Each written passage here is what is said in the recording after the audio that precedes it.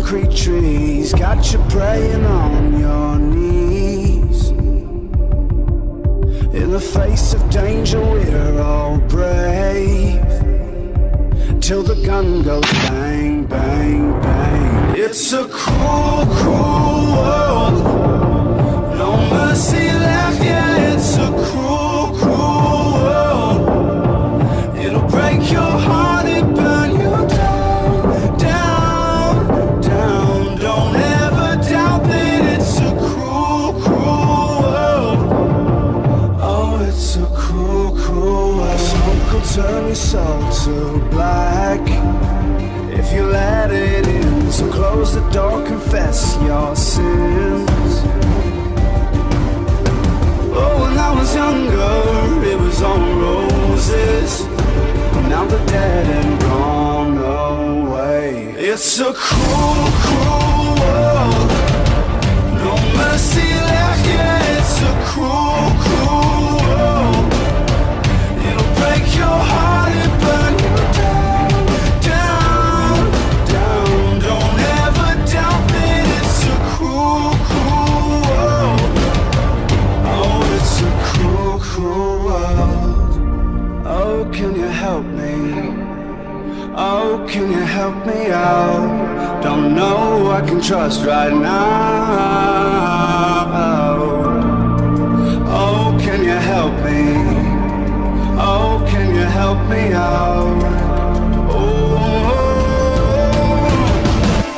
it's a cruel, cruel world. It's a cruel, cruel world. No mercy left, yeah, it's a cruel, cruel world. It'll break your heart and burn you down, down, down. Don't ever doubt that it's a cruel, cruel world. Oh, it's a cruel, cruel world. Oh, it's a cruel, cruel world. Oh, it's a cruel, cruel world. Oh, it's a cruel, cruel world. Oh, it's a cruel, cruel world.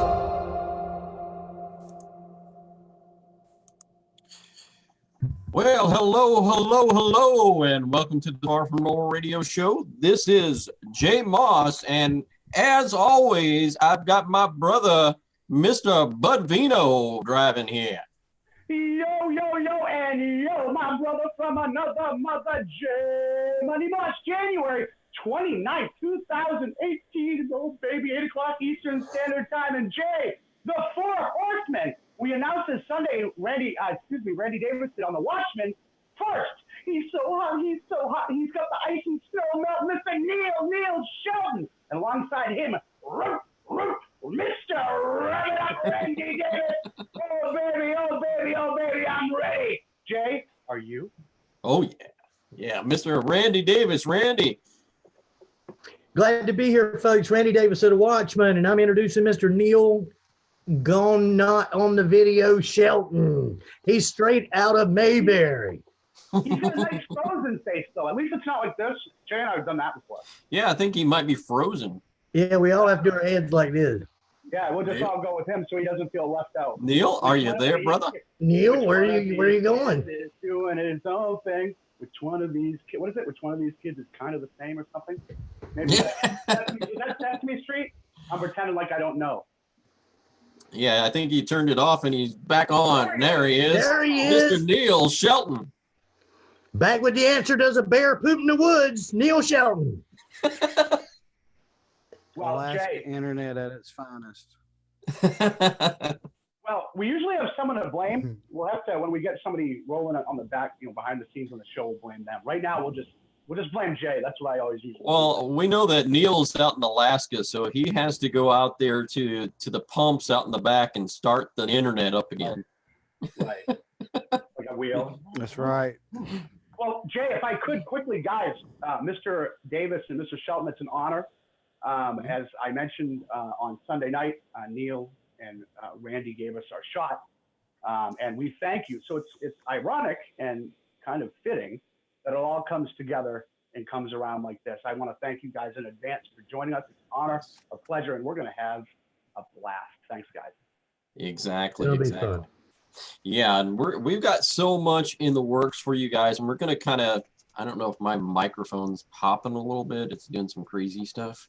Oh, you sound good, but it looks, yeah, you look like you have some ghost. Yeah, I got some popping going on in the background here.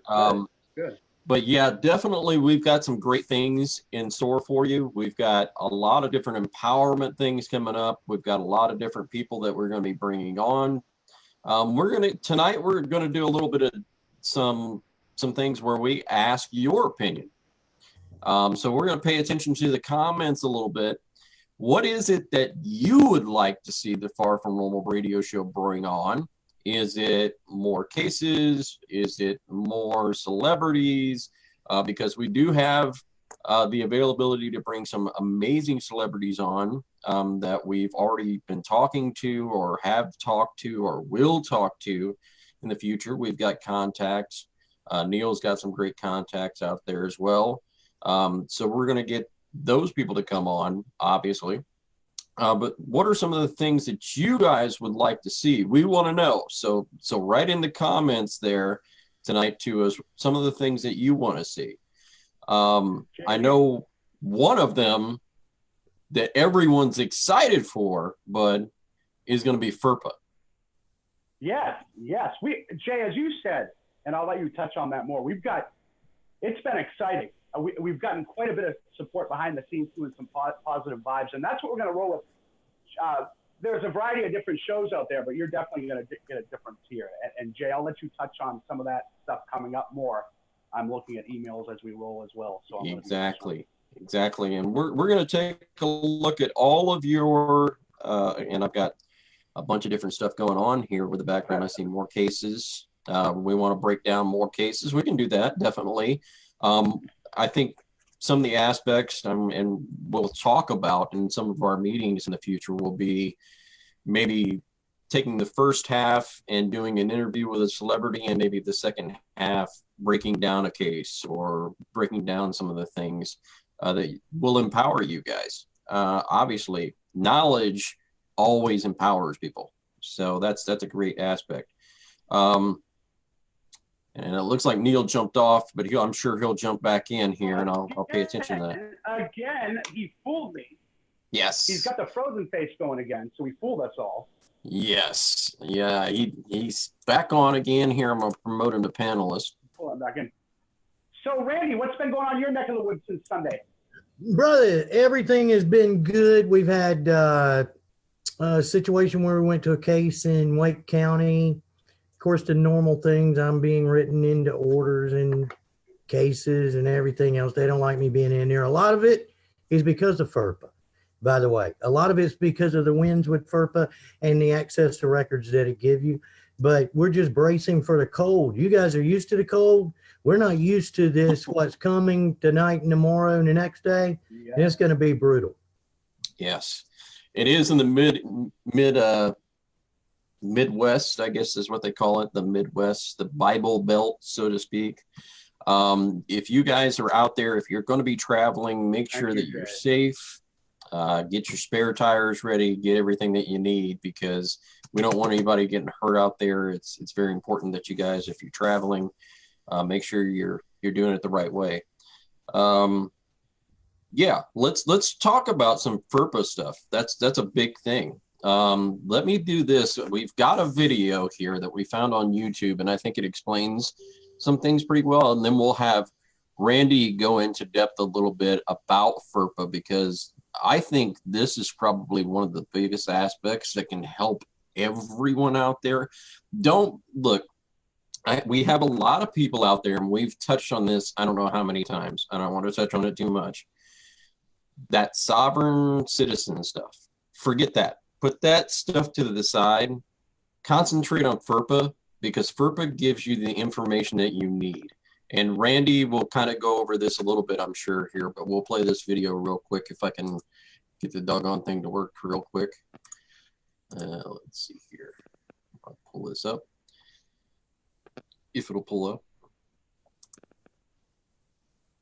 And there we go. All right.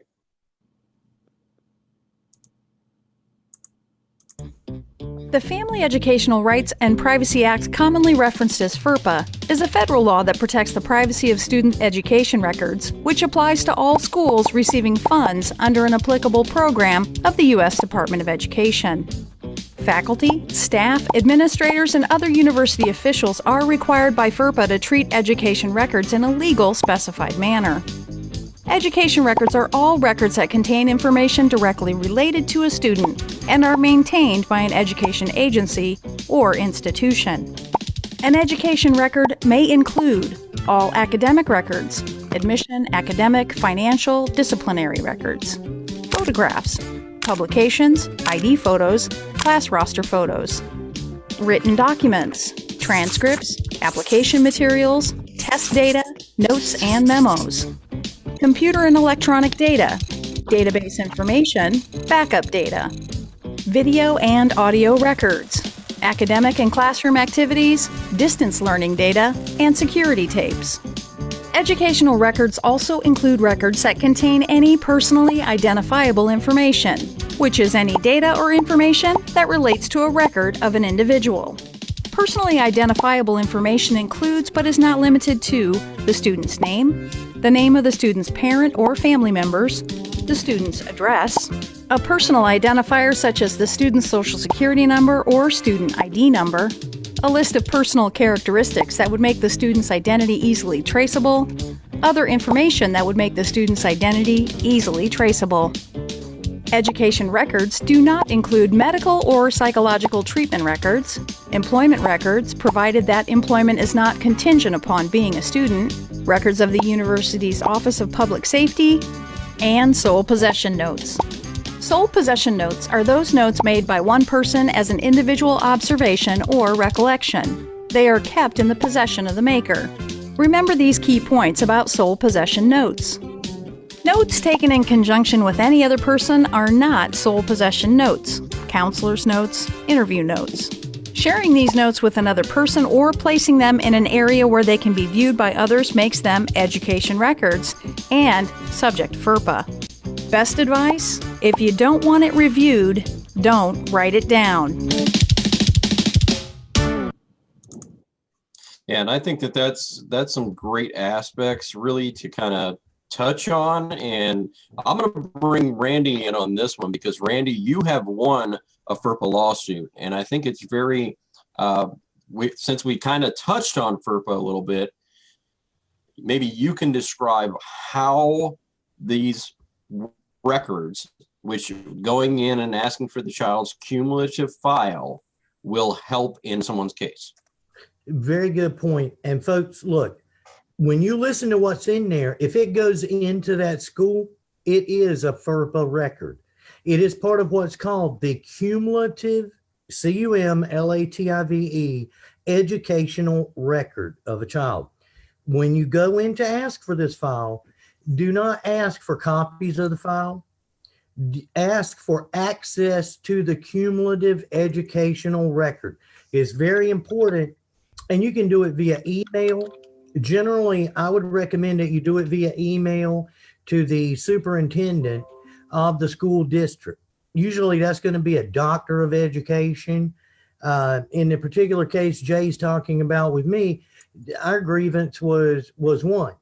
And the headline in the Fayetteville Observer, don't take my word or anyone else's word for anything. You can Google Fayetteville Observer, Randy Davis. Just Google that.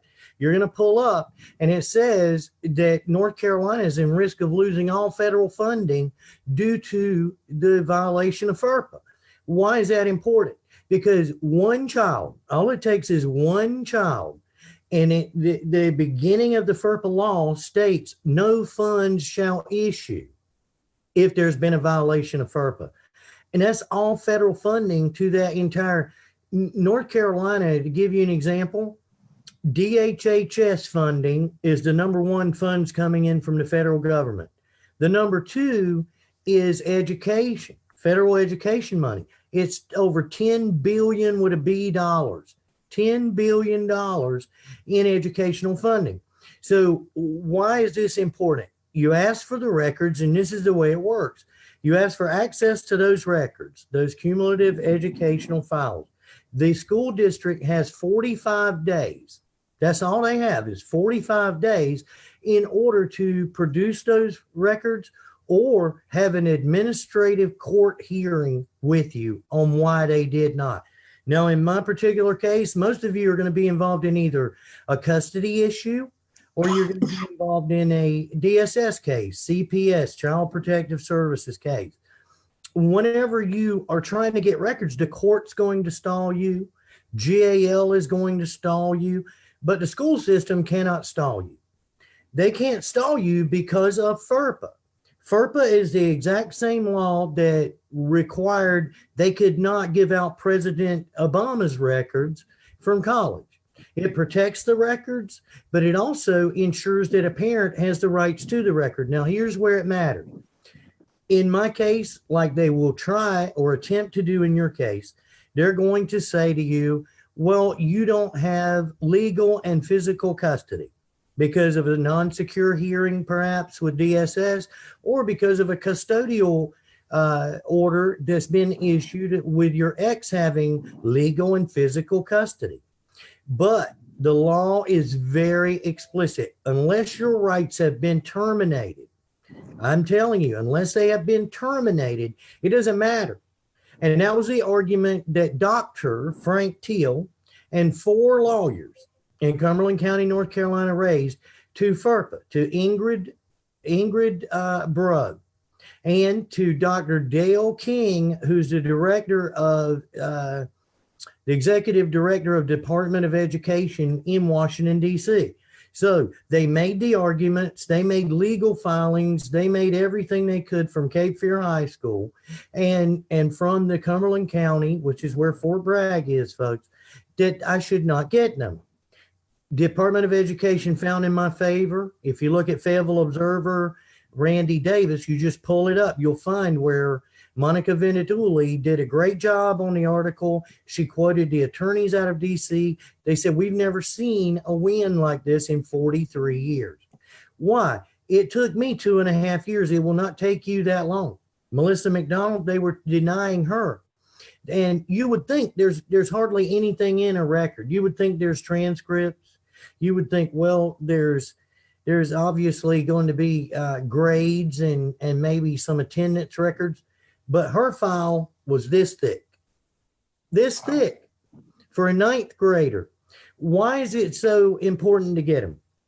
We had tried to get the beginning of her case, just to give you an example, and it's called a home safety assessment to see, because they fraudulently had taken her child, like many of yours.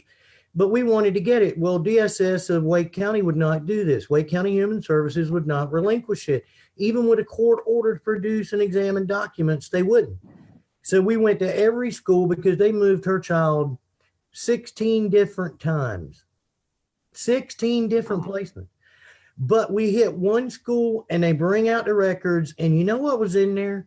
The DSS home safety assessment in the educational record. Now, folks, if you have a child that has a 504 plan, an IEP, a BIP, an ADA, or an IDEA plan, which are special education plans, if your child's ADHD, they're going to be in there. They're going to have these plans. If it's a therapeutic foster care placement, they're going to be in there. And you're going to find psychological evaluations. You're going to find a plethora of stuff in there. Andy Davidson, he will tell you, he credits in huge part the effects that I helped him with the FERPA finding in his case with getting his child back. And he had the records in less than 2 weeks.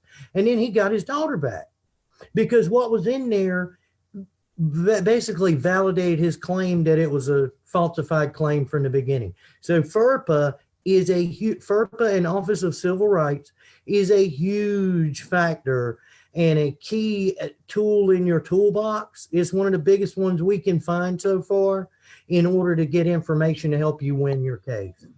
Mm-hmm. Yeah, absolutely. 100%. Looks like Bud popped back in. Yeah, we've got some issues going on technical wise where we've got some people coming out and coming back in. But other than that, I mean, the other thing that we talk about as well, because Randy Davis has a FERPA win. I've got wins in my case. Bud's got wins in his case. Neil Shelton shortly will be going to get huge wins in his case. Neil, you are currently in a battle royale with Miss Sarah Stevens, unfortunately. I'm just looking at this from the aspect of an outsider. But if I was on the outside looking in and I saw your case, I'd have to think that there'd have to be a conflict of interest when your ex happens to be Speaker pro tem in order to, and she's actually in charge of a lot of the legislative issues with family court and DHS, correct? Right. Yeah. So well, it's good to be here. I'm sorry I had some technical issues getting on. Everything went wrong. But anyway, It's Jay. Yeah. Seriously, but I don't have Wi-Fi here at the house. I operate everything tethering off the phone. So I mean, it is what it is. Neil, But yeah, well, yeah, I like Alaska pretty good, I reckon. we'll bring you back and forth. Be here a Jay, little we'll bring him back and we'll shuttle him back and forth. There you go. Yep. But with Sarah, you know, when you Google, and it's a fact, it's just stating the facts and obvious. Mm-hmm. When you Google the silver bullet technique, well, my Fox News interview appears. Well, that by proxy makes me the poster child for false allegations and used in courts. So that would also make her the poster child for the types of lawyers who uses false allegations. Mm-hmm. Okay, so let's flip it around. If you call or anyone calls Raleigh, and when Mark Ludwig and all his gang rolls in there, which is awesome work, you know, can't say enough about what they're accomplishing. But basically, whenever you call Raleigh with a complaint on family law, you're directed to Sarah Stevens' office. So the poster child for the types of divorce attorneys who uses corrupt and illegal divorce tactics is over family law. And also, guess what? She also is over the budget for DHSS, the Department of Health and Human Services. And Randy will tell you that's the other part of our problem. So, yeah, I mean, mine's mind-boggling. My issues really lean more on the corruption than the family court. Family court was the weapon they used to finish me off, which is just using their tactics. So I am, you know, in the family court, and I'm the alienation with my children. But really, it's all corruption and covering for one another. But yeah, it blows my mind.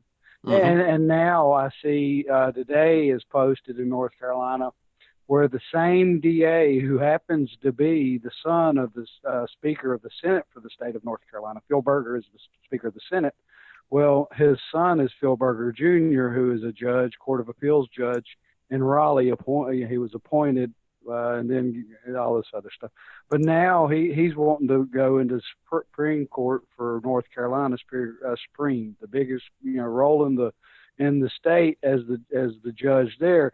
And this is the same guy who lied every appearance to keep me in jail for 281 days, and then even lied on the dismissal saying the FBI was involved when they never were. So it is mind-boggling when you look at how the politicians act, and it gives you an idea how broad of a range it is. And that's for anybody's case. And I'm not even trying to get into my situation. I'm just saying it is for anybody's case. Is once one person does one thing wrong, it triggers another one to have to do the same, and it's a snowball effect. In many ways, speaking out, puts a bigger target on you. So, but other than that, it does bring you some protection as well. Exactly, and you've got you're going to have you already do have IMDb credits out there because you've done the documentary out there with our good buddy who also had Dominique Tomasello on that great video, and So the other thing though is the IMDb will be letting you know that there's going to be Neil Shelton's story probably coming out very, very soon. So that's going to come to a theater near you. So you'll be checking that one out. So we've got Neil Shelton.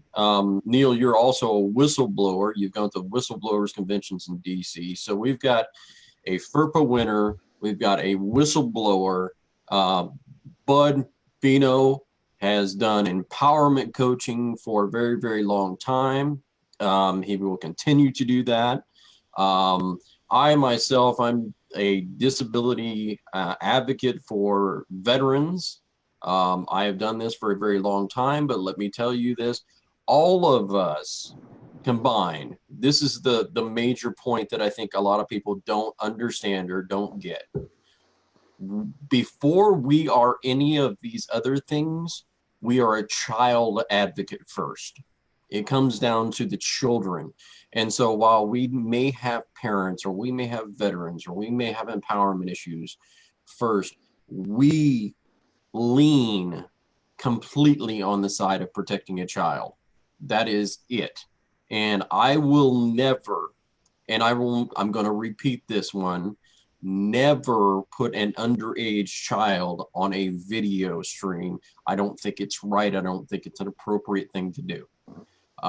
So, and if they were to ever come on in any way, shape, or form, that would have to be with the parent and with the parent's consent. And it would never be asking them adult questions. It's just not right. So we wanted to get that point across really, really quickly. Yep. Bud, I did see you raising your hand there. Okay. First of all, awesome points, Jay. I couldn't agree more. And I'll say this quickly for everybody out there. The one thing, too, even though, as Jay said, we have differences in how we all got here, the one thing is persistence. And I know that Randy can speak on that, Neil and Jay, is that all of us out there, there's a difference between certain people. Certain people stop and certain people finish. So my point to that is, too, is we all have hit roadblocks where we've wanted to just stay in bed. We've wanted to just, like, how are we going to, every single obstacle is just an ability to overcome something. And that's how you have to look at it. Okay, anything negative that comes in, anything that's in your way of reaching your goals, that's all it is, an obstacle. So the point to that, too, is persistence. We've all wanted to stop at some points, some more recently than others.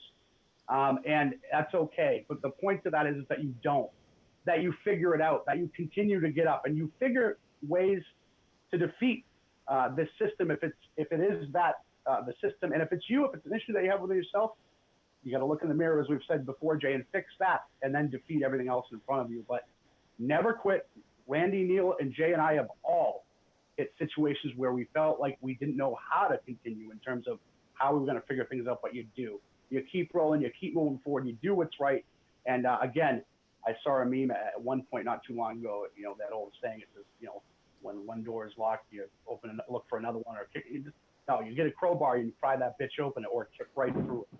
Never stop until it's over, until you say it's over, Jay. Yeah, that's 100% right. I think we've got a lot of people out there that ask us all the time, what do you do for empowerment? So we're going to go around the table here and we're going to talk about this. What do you do for empowerment?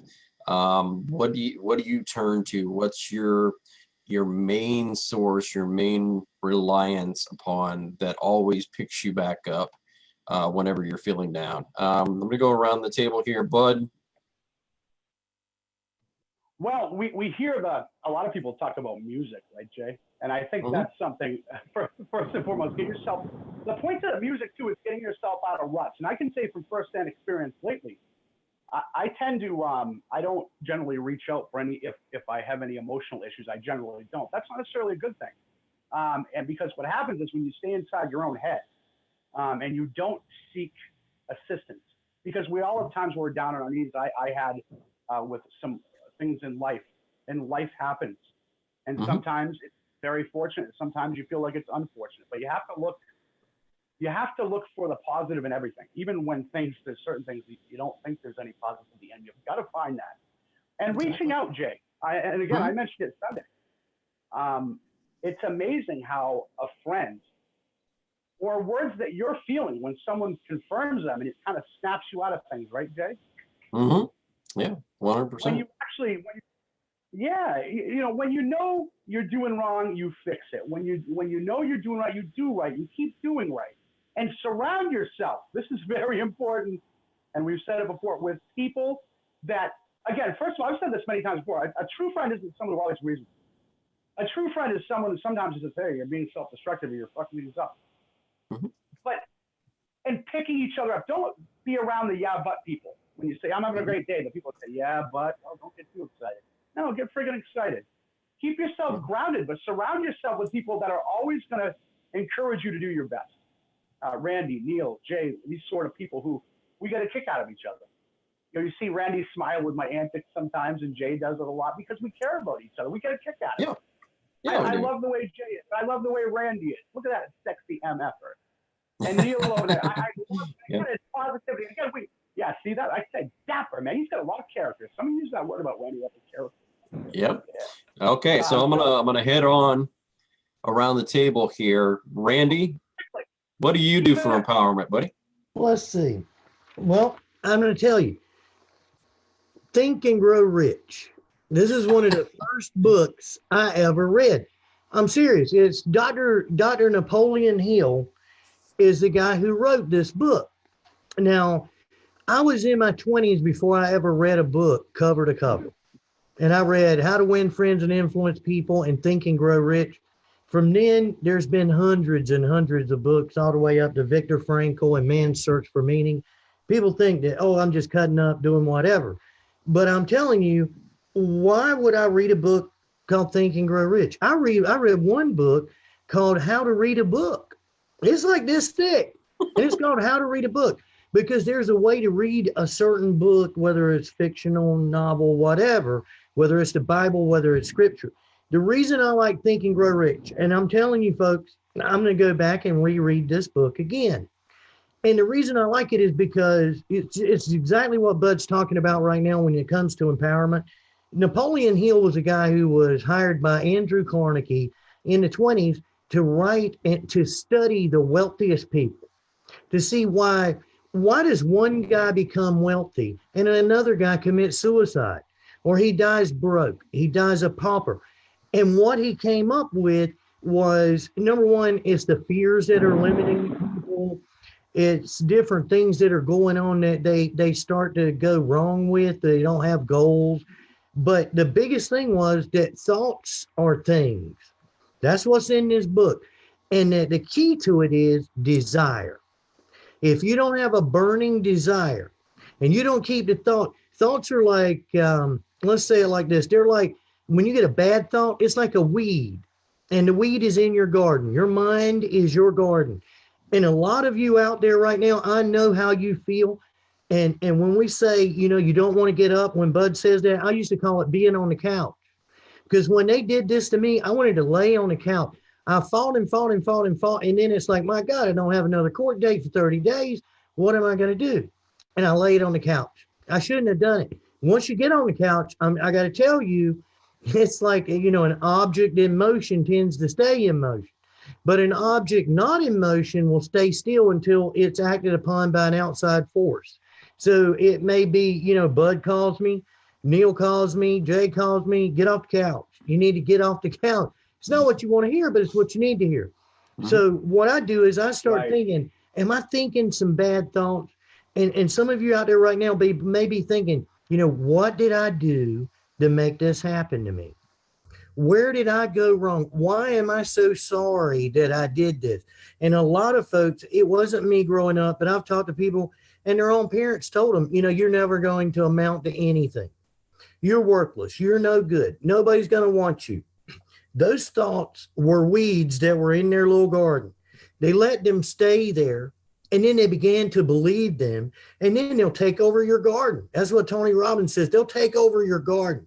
So if you catch yourself with a negative thought, what I do to get myself better is think about 3 things every day that you're blessed with.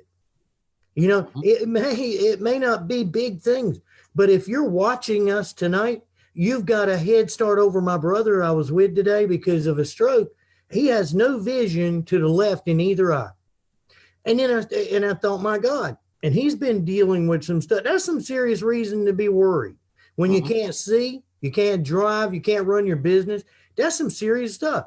But then when you go somewhere and you see the guy that can't see at all, and he can't walk, or the stroke has paralyzed him, you realize, hey, it could be worse. And then you get out of your head. Sometimes you got to come on a show like this and you got to say, you know what? I'm going to go there and I'm going to watch what they say. I'm not going to judge what they say. I'm going to listen to what they say. And then I'll determine whether I want to follow what they say. But you need to follow people like the four you see here, folks. We're not going to lead you wrong. Every one of us in this group, nobody's paid. Nobody's out here getting any fame from doing any of this. Not a one of us would be in this situation if it wasn't for the system that attacked us, but not a one of us is claiming to be a victim. And I'm going to tell you, that's where the thoughts matter. If you label yourself a victim, you are done. And I see it every day. You'll see it on Facebook. You'll see the guy or the woman who puts up there, oh, I'm done. Oh, ugh. Oh, I'm just through with all of this. Oh my God. And I want to grab them and just shake them and say, okay, don't post it. Just delete your Facebook account and go away and leave the rest of us alone because you bugged me with that. It's nothing but a plea for attention. I understand. But that's what you have to do is get out of your head. Pick up a book that tells you how people that are successful became successful. Go read Neil Shelton's story. Go look at Yahya McClain's Casualties of War. Yep.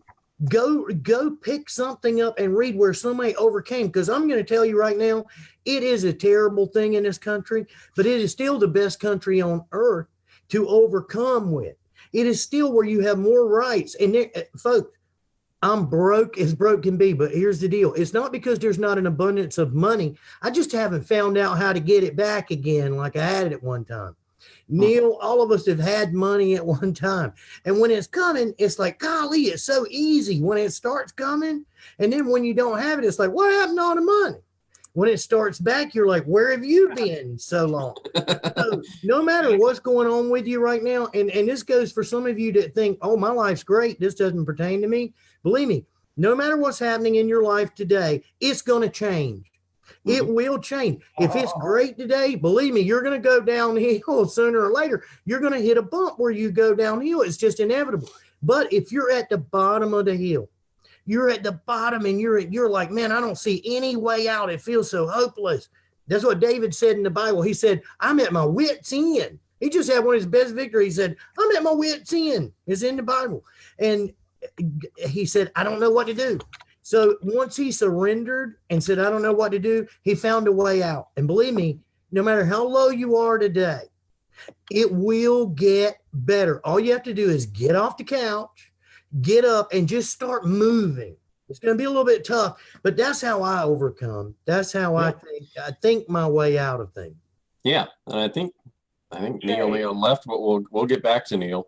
Yeah. Okay, if I could, first of all, Randy, awesome. So you think so shall you become? I'm paraphrasing, I believe, but Randy couldn't be more right. And it's happened to every single one of us in terms of that.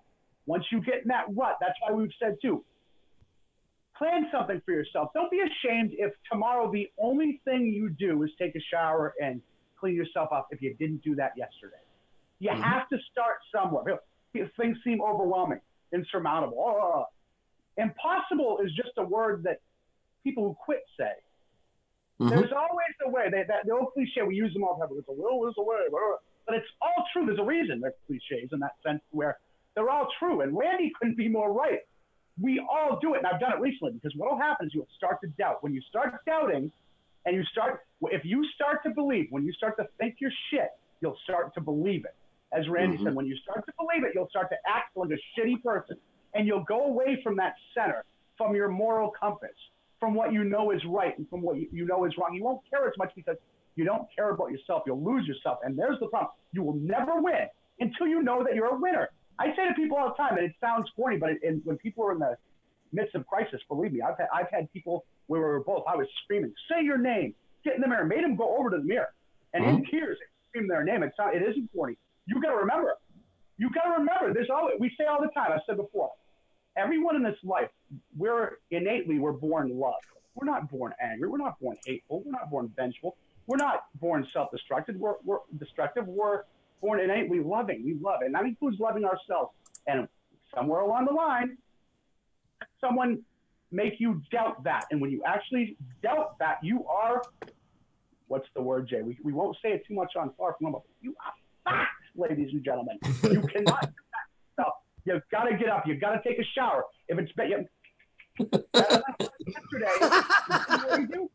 you take the shower, and then the next day, you take a shower and you take a walk for a little bit down the road, and you add on each day. Yeah, there's no victims. We're not victims here, boys. As Nope, Randy, absolutely not. How do you want to Absolutely be not. looked at? Jay, quickly, and we'll go to Neil because I'm psyched he's back. How do you want to be looked at? Do you just want to be some pathetic person that gets attention because you're pathetic? Or do you want to say, yeah, I'm no victim in any of this? No matter what happens, there's always somebody that has it worse. There's always somebody bigger and badder. And quickly, one last thing I want to touch on what Randy said as well. The people that are way up here and say, oh, that could never happen to me. I've told my room 9 story when I worked at the Concord Hospital. I was a young cop, arrogant. There was a gentleman I worked with at Sears doing loss prevention too, part-time. And I also worked security at Concord Hospital in New Hampshire. And I was going to school as well. Walked by room 9, which was the psych room. And I'm a 22-year-old, know-it-all and big tough, nothing. I see a guy I know in room 9, and he's crying. He's really, but I couldn't recognize him at first because he was not like I'd ever seen him. Very emotional. I noticed it was him.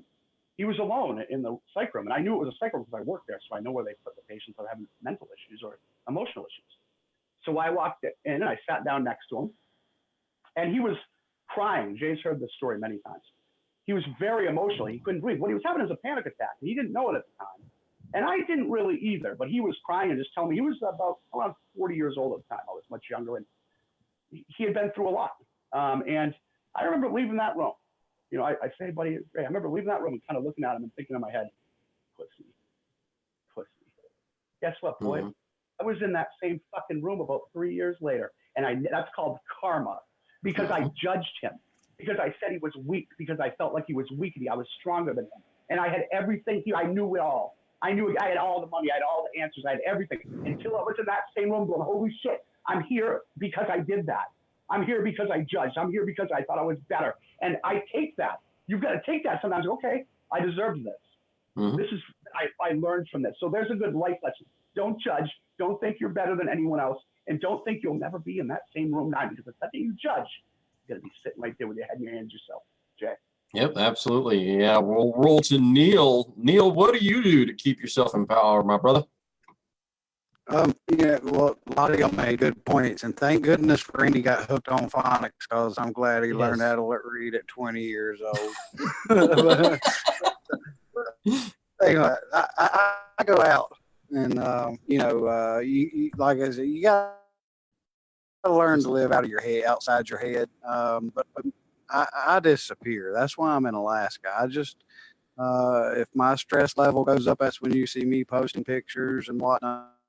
One thing that I have seen by doing what I've been doing for the last year plus, hard and heavy, which is working on the book part of it, is once you write down even if you don't have much of anything that's happened thus far, once you write it down, it's very freeing, because then that's a good way to escape. So I've actually found that out by accident.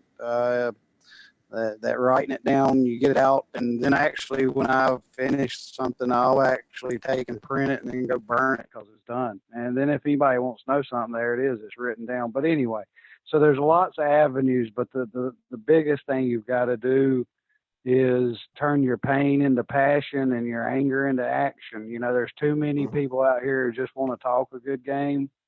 And pretty much I'm not going to go into naming names or anything, but I know people that's been talking about doing stuff now for 3 to 5 years and hadn't done anything collectively, and they're still talking about the same stuff. I like to see stuff get done, and there is stuff being done. I mean, we're making progress. 30 states are introducing shared parenting, and So I look back from, where we started and doing shows years ago to where we're at now as a whole, and it's a lot of groundwork has been done, and a lot of ground has been covered. So it seems like it's coming, but we still have to get out here and shock and all these people, and I guess that's what we're doing with this show. And I think that collectively we can feel for any situation that comes our way. Anybody wants to talk about whatever, and we do realize that it's a man and a woman problem too. So I mean, I think it's a good mix here, and I'm glad to be a part of it. So this will be another way to keep me going. So just keep yourself busy and find something to do. If you get bored, sue somebody. Make them spend about $100. Yeah, baby. Yeah.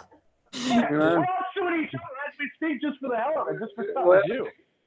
Hey, a lot of people say, well, you haven't won your lawsuits yet. And I said, yeah, but they've had to pay lawyers for a year at a time twice now, and I'm just getting started.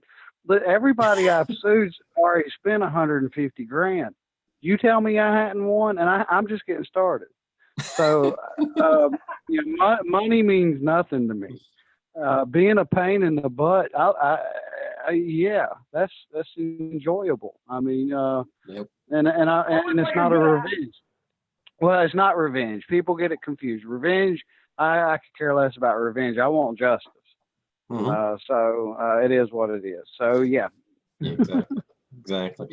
As far as I can tell, looking back at myself and what I do for empowerment is really, I take what people say and I psychobabble analyze it backwards back to them.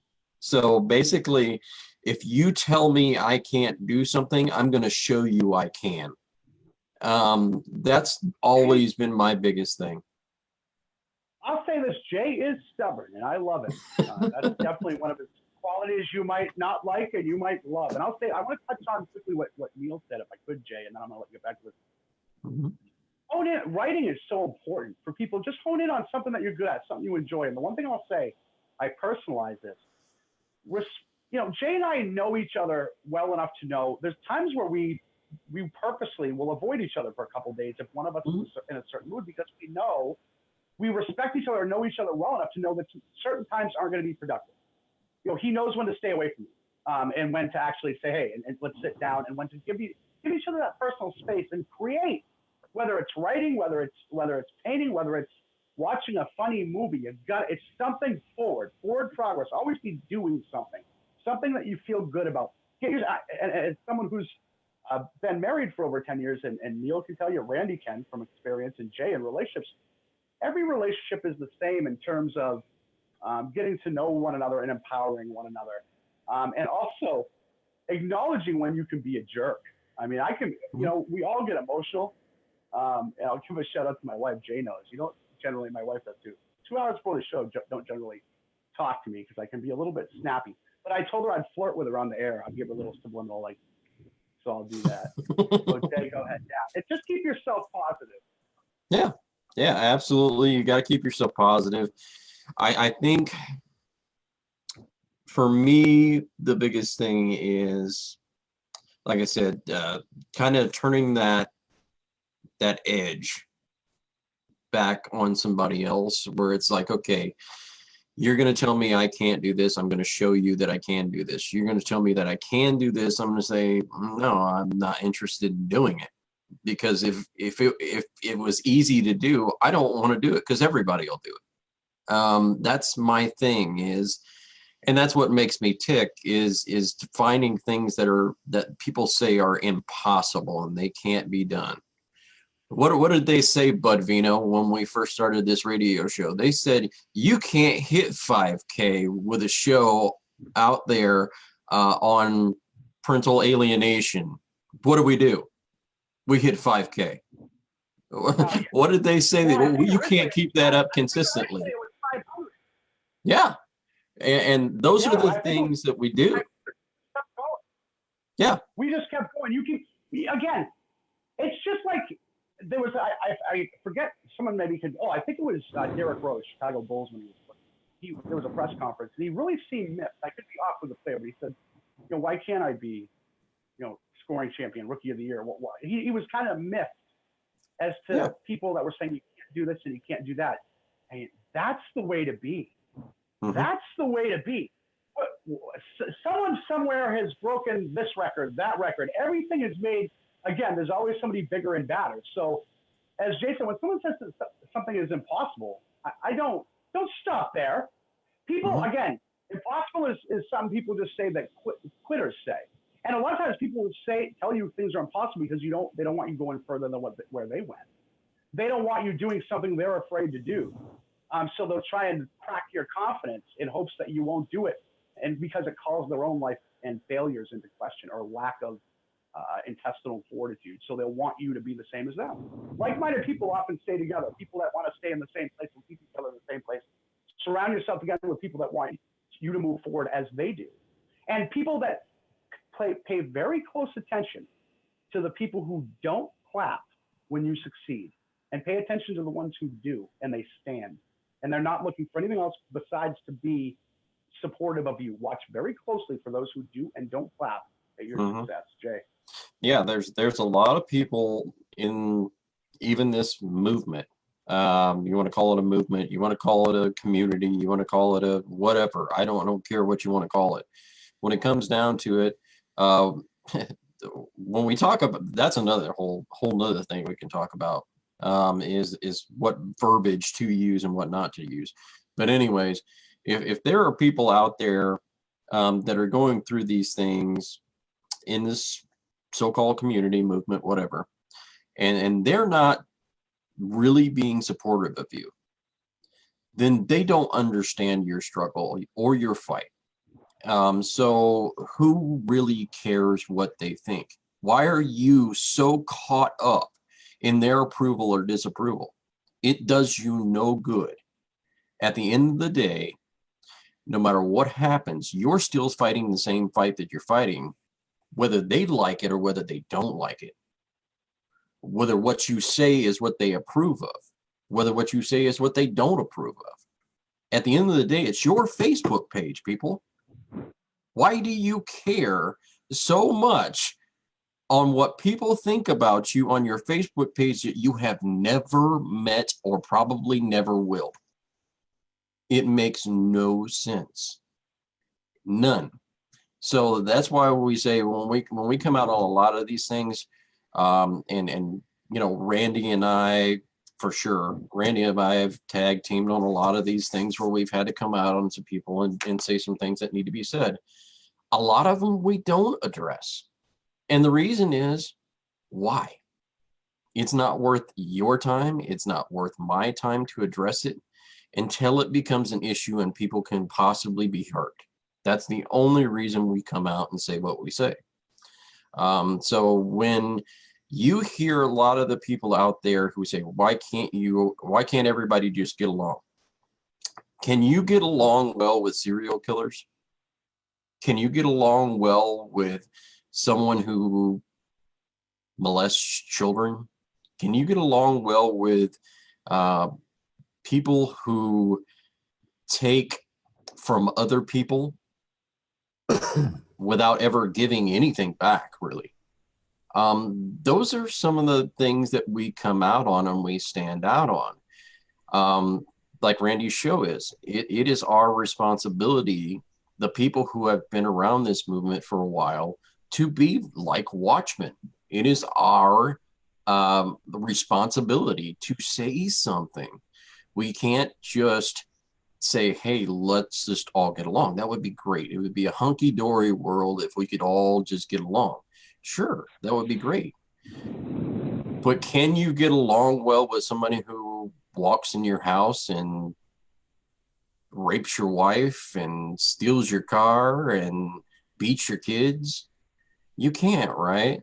Okay, so why would it be okay for us to sit back and not say a word about it when people are hurting other people or misleading other people or saying, you should go do this, or you should go do that, or whatever it may be. But at the meantime, they're accusing other good, innocent people of doing the same things that they're doing.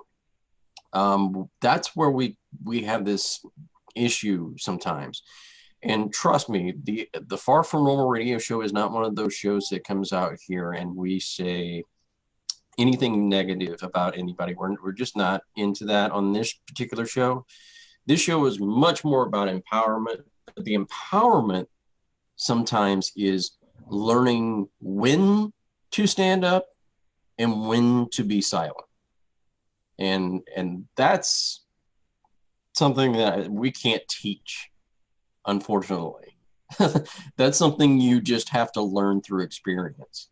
It takes a while. It really takes a while in this movement to learn when to bite your tongue and when not to.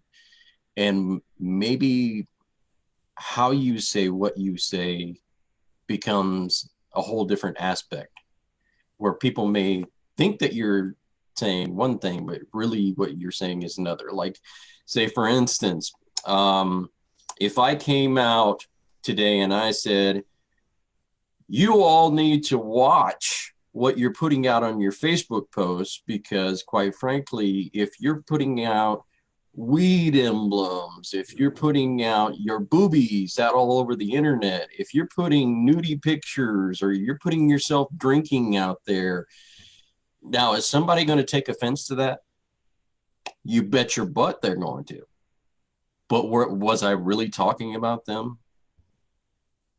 No, I was just talking in general.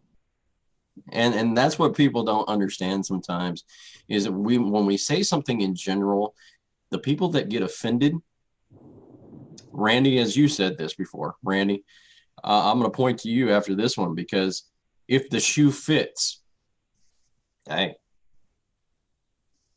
I'll tell you guys, look, Facebook is a fantasy. Number one, if you're out there looking, it's just like Bud said earlier, it is Facebook. I really don't care if I offend you on Facebook. Honestly, I've met Neil. I've never met Jay. I've never met Bud before. I've met Brian Kenner. I've met a lot of people because of going and doing the speaking and everything. And if I'm working with you, chances are good I've met you. But I can tell you, if helping a parent get their kids home offends another parent, and we have had it happen, folks. Believe me, Jay and I have caught pure hell because we helped one parent, and then the other parent got mad, who never even asked us to help them anyway. We didn't know anything about it. It was a personal deal with them. They took it personal somehow. I don't want to say jealousy or envy. I don't know, but it doesn't matter what you do on Facebook. Somebody going to be mad about it. Somebody going to like it. And you can make a post or a meme that you didn't even make. You can put it out there, and it's going to offend somebody. In the scriptures, it says in the end days, be careful that you take no offense. And it says that you take no offense.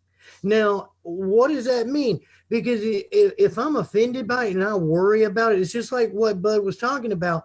And he talked about two things here. Number one, he said, you're in a rut. You got to get out of the rut. I was taught and trained, and I'm not sure if it was Zig Ziglar, and I paid a lot of money to go to everybody I could to learn to be successful. I don't know if it was Jim Rohn, but I was taught that a rut is a grave with both ends knocked out. You're in a grave. You can just go back and forth and back and forth.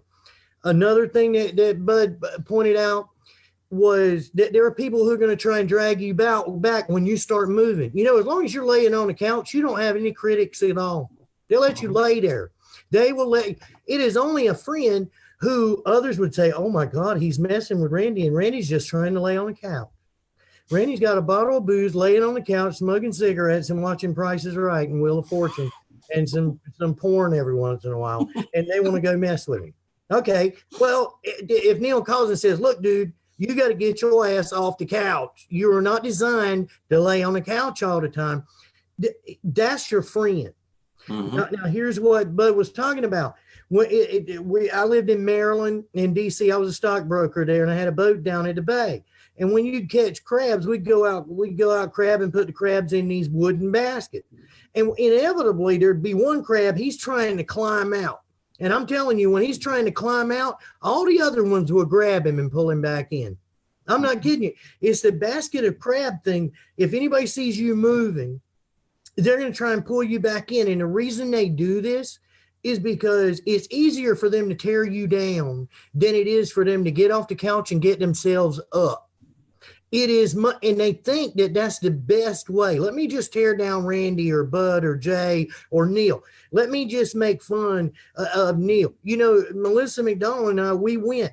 Neil made me attorney. In fact, I went up and we filed in Surrey County one of his lawsuits. We went there and was with Neil when you have Speaker of the House Pro Tem Sarah Stevens, who has destroyed the man financially and every other way, can't destroy him emotionally or mentally, put him in jail, as you said, 286 days.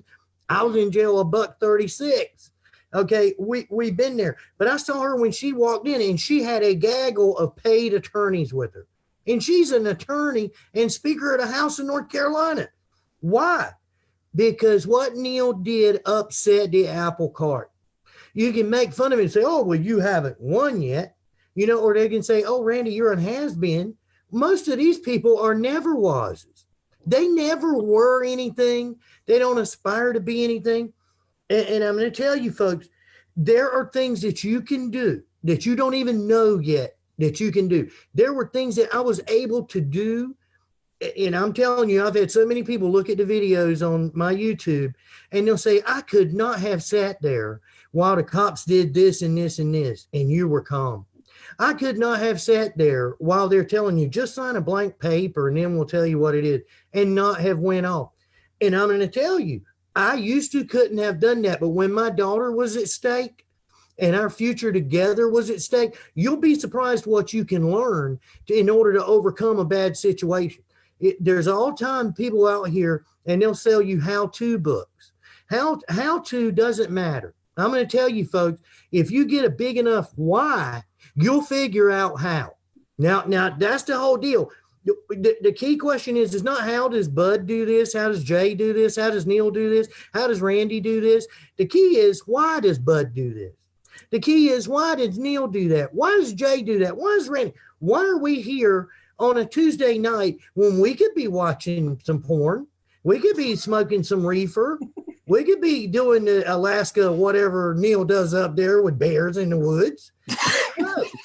We are here because they got us. They made us here. We were you know, why did a man invent a light bulb? Because he became disgusted with having all his work stop when it got dark. That's why all of the greatest things happen because of disgust. When you get disgusted enough with them doing you this way in court, then you're going to learn to do something. It's then you find yourself at a crossroads like we've been talking about. Do I go file the bloody thumbprint affidavit, or do I learn every statute in Chapter 7B of the North Carolina General Statutes on child abuse, neglect, and dependency case so I can win? The choice is yours. But I can tell you, once you take the one path, you can't turn around. It's like a cucumber. You can turn it into a pickle, but you can't turn it back into a cucumber after you've already screwed it all up with some of this bizarre Minute Maid microwave kind of stuff. Surround yourself with some good people. Yeah. Do things that make good common sense, and then spend your time learning. Spend your time learning. Nobody here, I would hope that people would want to support the show. I would. Things are coming with the show. I'm going to tell you, nothing in life is free. That is for sure. But not a one of us has ever charged anybody anything for anything. But I'm telling you, what we're about to do is going to be a game changer. The videos that are coming out are going to be informational, educational. Nobody knows better the silver bullet technique or how to file a federal suit than Neil Shelton. I can tell you that right now. Each one of us here, empowerment, there's not going to be somebody else out there that'll get you lifted up like you're going to find with Bud Veno. When it comes to Veterans Affairs and it comes to disability issues, Jay Moss. And then I have a little bit of insight into educational issues and especially DSS cases. There is no doubt, but I can tell you, nobody here asking you for anything, but I can tell you, think of it like this. In the Bible, they talk about the sower of the seeds. You know, he threw some seeds, some landed on some rocks, some landed in the thorns, some were just eat up by the birds, and a little bit of it fell into some good soil. And this message is especially for Brian Kenner. Neil Shelton and I have watched Brian. Brian, I know you're watching. You told me you're going to.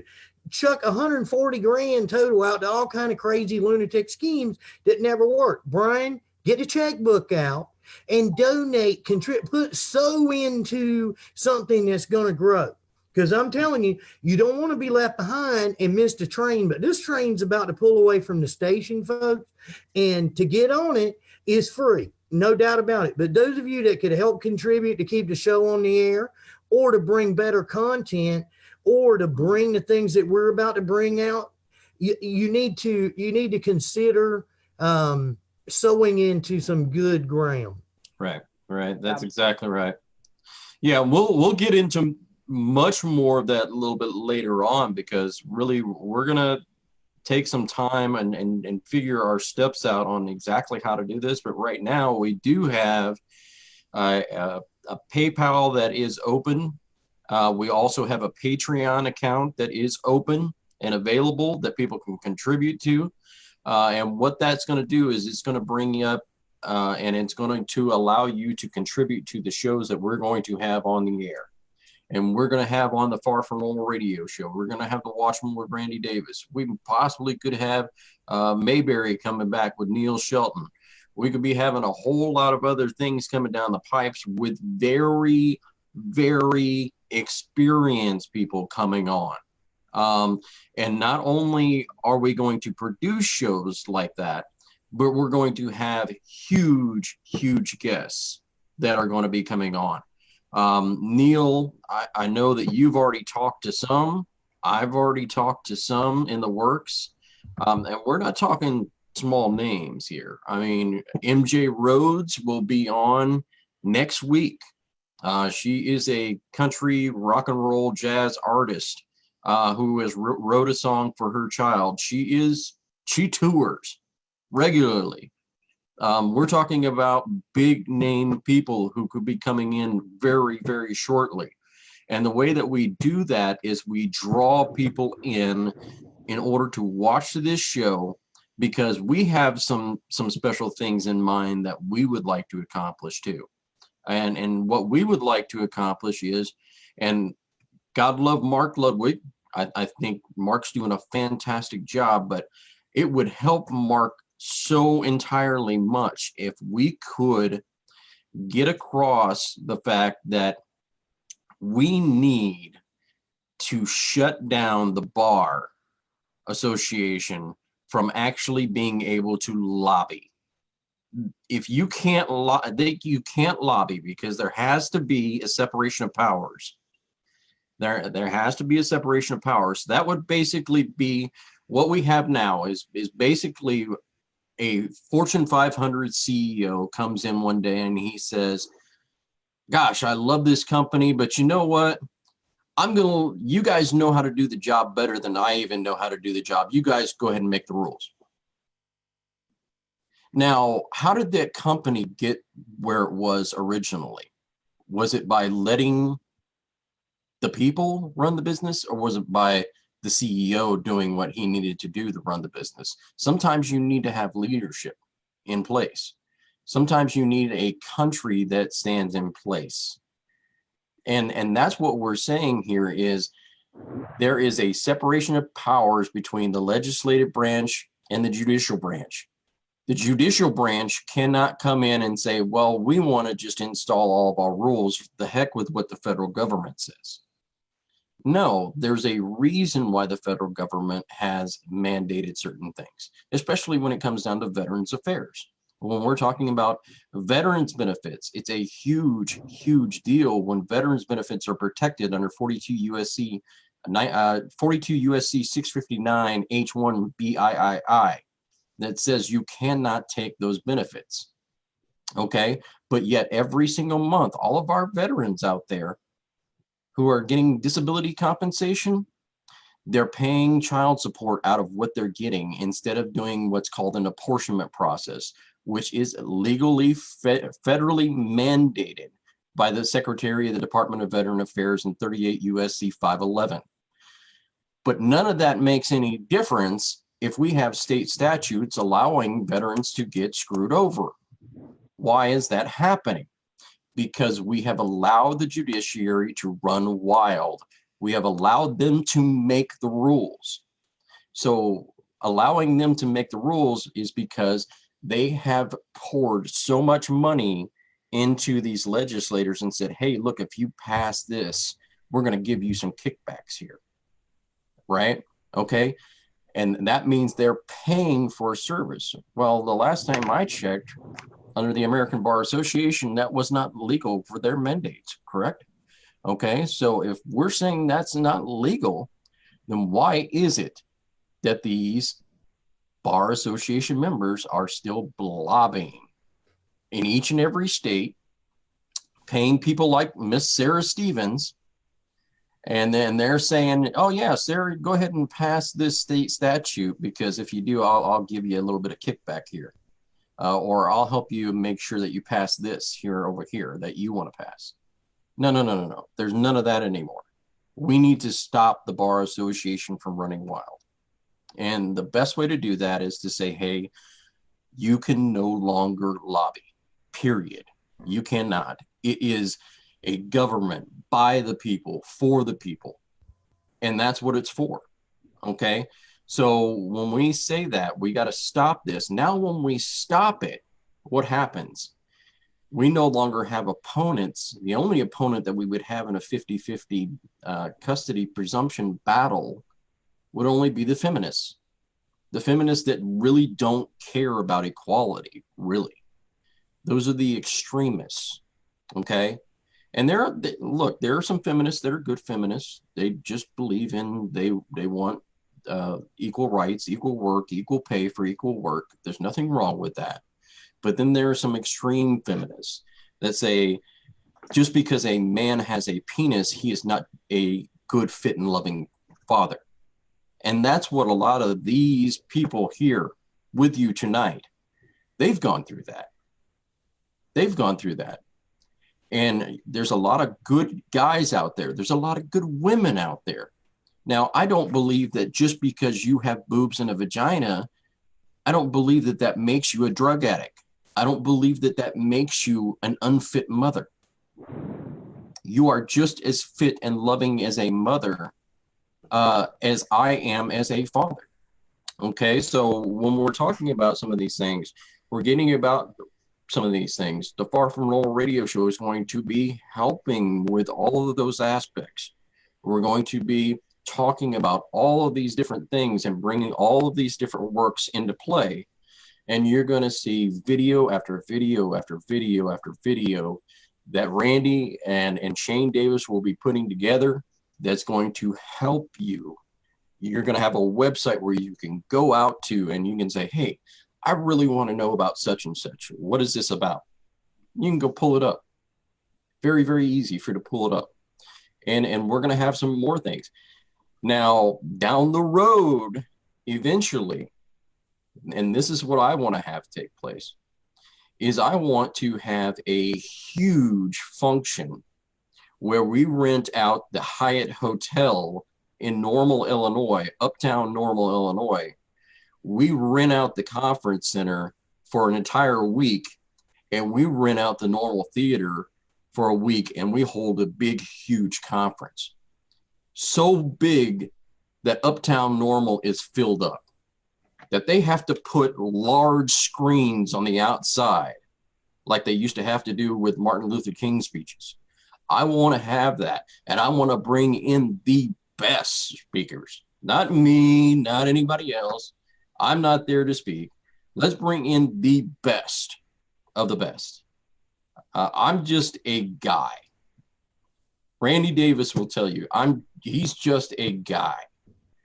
We're all just guys, okay? But we want to bring in the best of the best for you. Why do we want to bring in the best of the best for you? because you deserve to have the information. Information is knowledge. Knowledge is power. Okay? So that's what we're giving to you. We're not selling you anything. I don't want you to pay me a dime. I want you to invest in yourself. And that's what you can do.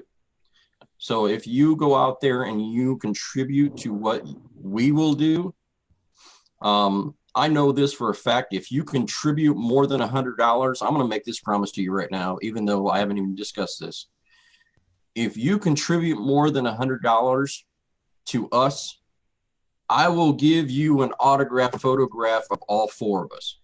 Allison, get the debit card. Jay's going to send us an autograph. We'll give him autograph. Oh, sorry. My mic is on. I'm ready. All right. So we got one in the works. There you go. Quickly, if I could, too, guys. People come to me, whether it's, you know, if they wanted help getting in shape physically or mentally, I'd tell them the same thing. Hit the floor. Let's see how many push-ups you can do. Because if it's even if it's an emotional issue, I want to see the heart. You got to start somewhere. There is no quick fix with anything when it comes to building yourself up. People come to me all the time. That's why I don't like, I'm not motivational. I hate that. Jay knows that. Motivational, I can motivate anyone to vacuum my living room. I want it to be empowering so it lasts. I don't want you to keep coming back. Mm-hmm. I don't motivate anybody. Power, motivation is, I can motivate anyone to do anything that I want because that's what I'm like that. But I want you to come in, but you got to acknowledge too, you got to start from the ground up. Haven't done a push-up before, haven't done one in years, you better start with 2. Then we'll go to 3. And I'm talking about emotional, so I'm going to build you right back up. You got to build yourself up. So to where, as corny as it sounds, not in an arrogant way, again, we've talked about there is a healthy level of narcissism. Not in an arrogant way, but in a genuine way. Yeah, I'm the best. Not to where you're so closed off that you don't accept and there's no room for growth.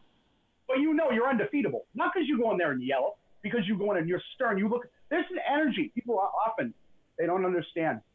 One man or woman, one person can say one thing and the same person with the same build, same, and they can say another thing and it's effective. Why? People, whether they know it or not, they can feel energy. When somebody looks you in the eye, you can feel them, whether they're full of shit or they're genuine. When you go into court, you're just a hot air balloon, you're just a windbag, and you just, blah, blah, blah, blah. They know it. When I went in, the judge could feel me, believe me. Believe me, ask my wife. When I said, where are you going, Your Honor? I'm not done yet. I don't have my son yet. He went back and sat down at his bench when he was going to the bench. Because I was serious. I wasn't being disrespectful. You can't go in there and scream. Just go in there, you do your homework, whether it's, as I said, doing push-ups, but also when you're doing your homework to go into court. If you're pro se or whatever it is, you go and you work your mind out. It's just like in training. If you're working out for a fight, you want to work, you know, while they're sleeping, you're still working out. But it's the same thing with your research. While they're sleeping, be better, be the best. If you're going to do something, be the best. Keep fighting every single day. Keep training. Keep working out with your mind, your body. It all goes together, Jay. You want to be the best. You got to train like the best. I agree. I agree with you 100%. And I think the thing for us too that we're trying to tell you is, don't be the best Jay Moss. Don't be the best Randy Davis. Don't be the best Bud Veno. Don't be the best Neil Shelton. Be the best you that you can be. Don't try and recreate what we're doing. You need to do and make it yourself. And the best way to do that is to take your case, apply it to the state statutes, apply it to what you are doing and what you know will work that we're going to give you. All right, we're going to give you what it takes to win your case. Apply it. You need to apply it, and you need to learn how to present it with your own spin, your own character, okay? Because that's what's going to win your case for you. Not how I say it, not how Randy says it, not how Bud says it or Neil. What's going to win it for you is how you say it, how you perceive it, how you show the judge that, hey, look, I'm a fit and loving parent. I have done everything that's been asked of me, and I have gone above and beyond. Now, show me a finding of facts and conclusions of law of why I should not have my child. That's it. And then now, once you have that finding of facts and conclusions of law, now you can go back and you can find ways to go and combat those things. It is a process. It's a long process, and it is not a battle. This is why we call this casualties of war out here. When Yahya McClain put out that movie, Casualties of War, it's because this is a war. It's not one battle, people. You can lose a battle, 2 battles, 3 battles. Look, I lost 7 times when I first started my case. 7 times I lost. You know how many times I won? The last 5. Because I came back and I learned, hey, look, I can't do it that way. Can't do it that way. Can't do it that way. Oh, light bulb turned on. Oh, now I found something. Okay. And that's what it takes. You have to be in it for the war. Jay, that's a great point. Also, too, is the advice I give. I know it's hard because I see all the time. I just did today to give Jeremy a shout out, Jeremy Lamar out there. He's been waiting I believe it's over a month for a decision in reference to court. What I always tell people too, that's the hardest when you're waiting for decisions. Go in. It's just like a sporting event. As I always equate, lay it all on the line and then let it go. Again, I know it's tough sometimes when you have to wait or you're this as we've talked about before, this movement, whatever you want to call it. If nothing else, it's going to teach you patience. And again, I'm not saying that this system should be the way it is at all. Defeat them at their own game. Go in the best. Defeat them at that game, and then you show. What you do is you show how hypocritical the system is. What you do is you expose it in that way. You go in, play that game, defeat that, and then say, okay, I played it. Now it's your move. But never go into it and you know, when you're waiting for an order, whatever it is, stress yourself. Just let it go. Hey, hope for the best, expect the worst. What I would do, I'd be done with court and I'd be right back on it. Before I'd even get home, I'd be right back on it. I just pepper them. I was in that courthouse probably twice a week for a year. To the point where they annoyed me. I annoyed them to the point where they're like, just give him what the hell he wants. Please, get this guy to the ladder. Just get this crazy guy out of here. You can ask my wife. In the beginning, I got attitude. By the end of it, I had bailiffs holding the doors. Oh, hi, bud. Whoa, hey, look, they love me then. Shut up, get out of here. Yeah, unless you're Randy Davis. You know, Randy Davis gets strip searched down, you know, so. Hey guys, I'm telling you, Wake County, Judge Davidian. Literally, I'm on the courtroom's on the 4th floor. This is last month in somebody else's case. They throw me out of the court, make me be down there, and then send a bailiff to get me on the street now for a criminal contempt case. And then take me up, force me to testify, get all the evidence in to the Judge Davidian. He is all angered. So he then, once I'm finished, he tells the bailiff to take me out. And on the way out, he says, take him in the side room and search him. So they take me into a side room. Guy puts on black gloves. He looks like Mr. Uncle Thing or whatever from Addams Family.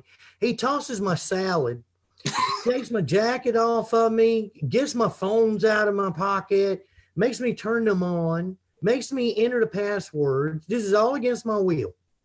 Makes me enter the passwords, make me open up the galleries, and then searches them because they always think I'm recording them. I've had 2 courtrooms shut down because we were outside. Melissa McDonald and I were in Lee County, North Carolina. Everybody came bailing out like the place was on fire. We're like, hey, what happened? What happened? Because I'm waiting to go back in and testify. And they said, the Randy Davis guy's in the parking lot and he's got secret bugs inside there doing a sweep of the courtroom. I said, no shit. Really? That's interesting. Well, Neil will tell you when we went with Neil Shelton to where Sarah Stevens, Speaker of the House, North Carolina, when we go there, they've never had the issue before. But when Neil Shelton shows up, and Melissa McDonald and I were with him, they've got this like dry erase easel you'd see at a restaurant or like kids would play on out in front of the Surrey County Courthouse for the first time ever. And it says, today only, no recording in the courthouse. There is that. And everybody was in there like, we never saw this before. You see, when you start doing things that's when you'll see crazy things happen now. And I'm just going to tell you, Neil fought. Neil got arrested continually, dozens of charges. I had 8 charges. Neil way surpassed me. He was sewing his underwear with a staple and a string from a towel while in jail. See, and the thing is you got to find a way to overcome no matter what's coming at you, whether it's getting a staple. And you're the guy with the staple. You got the staple.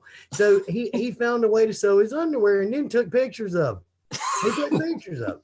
Now, that's when you're really getting somewhere and that you're getting ahead. It's not going to feel good. And I'm guaranteeing you, anybody who's actually won will tell you that a lot of people will come and they'll say, oh my God, if I could just get Randy to help me, or if I could get Neil to help me, it would be so much easier. No, it won't. It will get worse. At first, it will get worse because if you've been laying on a couch, not doing anything, just kind of rolling over, they leave you alone. The minute you stand up and you start exerting some pressure legally and you have a strategy in place, the key is a strategy. The key is to look at this thing. And I know there's some out there, I won't say who the truck drivers are, but the truck drivers will say, when I say that it's a chess match, they'll make fun of the chess match, but it is a chess match. And you have to think in terms of what every little piece is doing on that board. Neil has been very strategic in what he's doing. And folks, nobody's had more patience or determination than Neil Shelton. He's like the silent one. I get all loud and revved up, but he is like the silent one. And I'm just telling you, there's a lot of people like me look to Neil because Neil is what kept me together. Neil is what, you can look at me and say, well, Randy did this and that. But Neil kept me together. He created Future of Our Children Radio Network when it was an unheard of thought. Cheyenne and I are going through a drive-through at McDonald's. It was an unheard of thought. And what happens from that? It may not be what some people call great numbers, but Cheyenne's got some videos like Help Me Get Back to My Dad. That one's 107,000 views.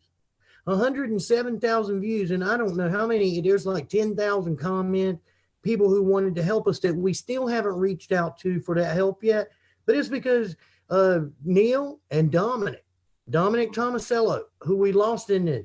So this is the why-to that I have, because I can tell you for most of it, for the 4 of us you see here, when we found ourselves in the trap you're finding yourselves in right now, there was nobody to help. Mm-hmm. There was a lot of people who claimed they were there to help. But I tell you, in my honest opinion, the biggest detriment to your case is time. It is time. And when a case starts, I can't stress this enough. When your case first starts, and it's a Friday night, they like Friday nights doing this. Mm-hmm. Well, they'll take your kids on a Friday night with a DSS case, and then you've got 2 days where you're down and you're losing your mind. But every single day, starting on day 1, if you waste that day and aren't doing something to counter what it is they have done to you, and something productive and something within the realm of law, it has to be legal. It has to make sense. But if you don't start immediately getting assistance with it, every day you waste will cost you 1 month. If you waste 30 days, you'll be 3 years in your case before you ever have somebody go back and unravel it. Now, Neil has done, and I'll let Neil talk about it, but see, there's certain things, there's nobody better with federal lawsuits than what Neil is. And you have to have exhausted all of your remedy before you ever get to that level. I'm not even going to pretend to know what happens when you get to that level. I don't know. There's a bunch out there who claim they know, but I haven't seen any of them win. But Neil is busy exhausting every single level. And as far as I can see, there's nobody better to follow than Neil Shelton, because what does that do for me? It lets me see how mine is going to get to the federal level. Because when he hits a bump in the road, he lets me know. Then that way I don't have to run into the same wall that he hit because they pull out a loophole or a dismissal or whatever. I can actually see how that works. So I guess that's my thing. Don't ever think you can't win, folks. Don't ever. I won. My daughter was returned in an order that said DSS of Sampson County had an affirmative duty to return my daughter. And that's a legal term, meaning if you don't, you're going to get sued. They had an affirmative duty to return Cheyenne Davis to me within 24 hours. That's how the order was written. So there's some will say they won, but they didn't win. I'm just telling you, there are ways to win. Is it rare? Yeah. Does it have to be rare? No, it does not have to be rare. It doesn't. But I also wasn't foolish enough to do dumb things and mess up and complicate and just make a mess of my own little chessboard. It is a chessboard. Get away from the quick thinking. Follow people that are empowering you like Bud. Follow people that are educating you on your rights like Jay. And follow people who know what they're doing like Neil Shelton. And I assure you, you'll sleep better at night. You'll feel like you're doing something. The purpose of this show is to give you a plan. See, when you have no plan, your mind spins out of control. You'll go after every little bit and piece of every recipe of every knucklehead on the internet, and you'll get what you pay for, which is nothing. You'll chase rabbits is what I like to call it. But with that, I yield the floor to Neil Shelton. Yep. Yeah, well, I mean, a lot can be said for winning, but a lot can be said for losing too. I won in front of, 3 different judges on 4 different occasions before they finished stacking the deck to where I finally lost. But the satisfaction of me, a mixture between Forrest Gump and Larry the Cable Guy, going in there to court and beating 3 prorated attorneys multiple times, that to me, I take that as a win. And I'm not being boastful, I'm not bragging. But what I'm saying is first of all, document everything and then learn the law and then learn how to apply it. And every loss has helped me get it to the next level, to where it needed to be. So the biggest thing, and Randy and everybody knows it, is building the record. That's what Brian Kenter talks all the time. You've got to build that record. You got to exhaust all means and be slow and calculating about it. You rush into things and you make mistakes.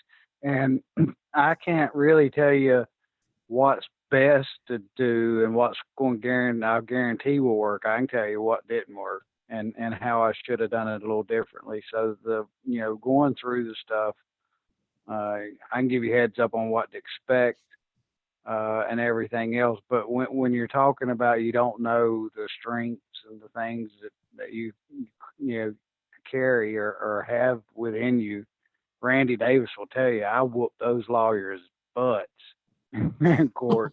I mean, I did, and that's the best feeling I've had in a long, long time. And that's not that's getting some justice back and being a participant in it.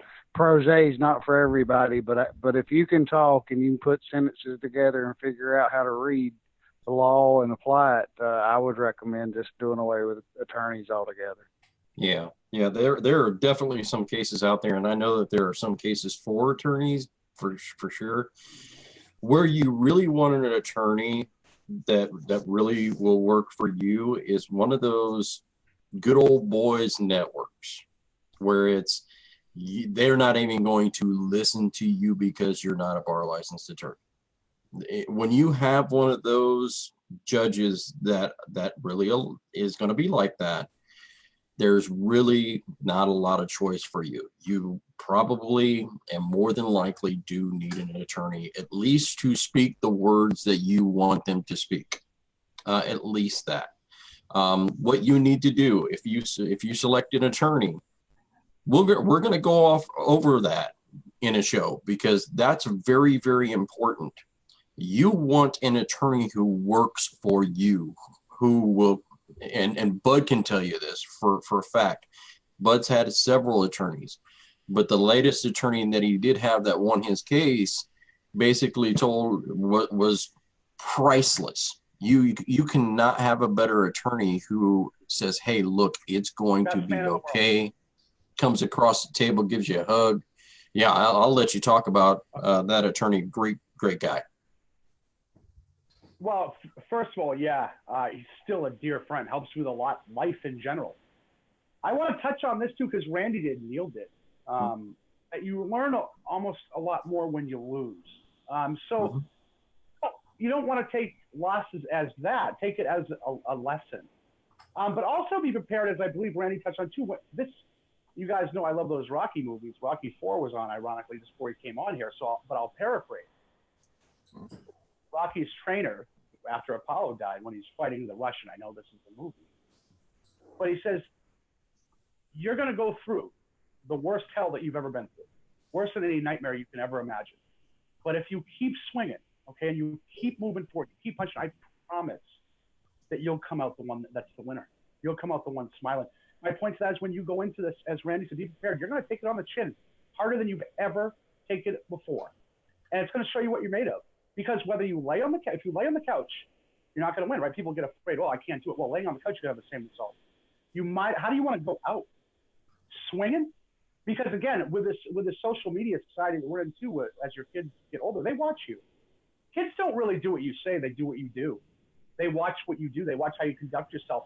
As a father, again, even if I got taken out in the middle of this, the last breath be whispering my boys' names and my wife with a smile.